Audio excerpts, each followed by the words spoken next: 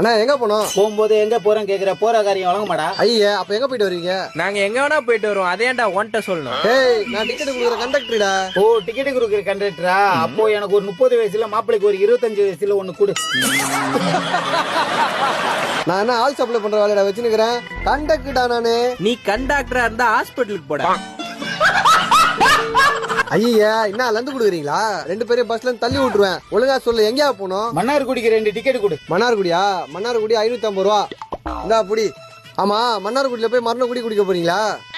நாங்க எப்பயுமே ஓசி குடி தானே. அதுவா மூஞ்ச பார்த்தாலே தெரியுது. மன்னார்குடி மாயாவரம் சீர்காழி சிதம்பரம்.